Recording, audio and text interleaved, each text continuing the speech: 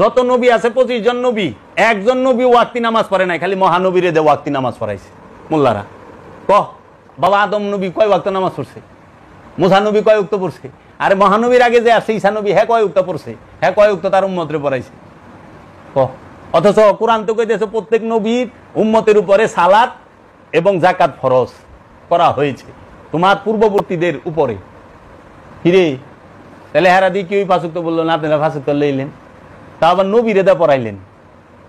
অন্য কোন ধর্মের কোন নবী সাথে, সব নবীর সাথে আল্লাহ সরাসরি কথা কইছে, প্রতিটা নবীর সাথে আল্লাহ সরাসরি কথা কইছে, মুসার সাথে আল্লাহ সরাসরি কথা কইছে, সবার সাথে আল্লাহ সরাসরি, খালি মহানবীর লাগে জিবরাইল ছাড়া আল্লাহ কথাই কয়ে পারে নাই। চক্রান্ত না উমাইয়া আব্বাসিয়া গো, চক্রান্ত না? আচ্ছা, সব নবীর মাল লগে আল্লাহ সরাসরি কথা কইছে, মুসা নবীর মাল লগে সরাসরি কথা কইছে, ঈসা নবীর মাল লগে আল্লাহ সরাসরি কথা কইছে, এই কোরআনই দলিল। অথচ মহানবীর মাল লগে আল্লাহ কথাই কইল না। বুঝলাম না ব্যাপার কিরে, কারণ কি?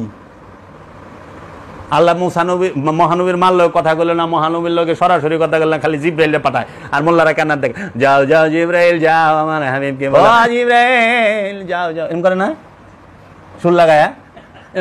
আল্লাহ কেমনে কইছে? কোরআনে কই পাইলেন? আল্লাহ যদি কইতে, আল্লাহ যা কইছে সব কোরআনে আছে।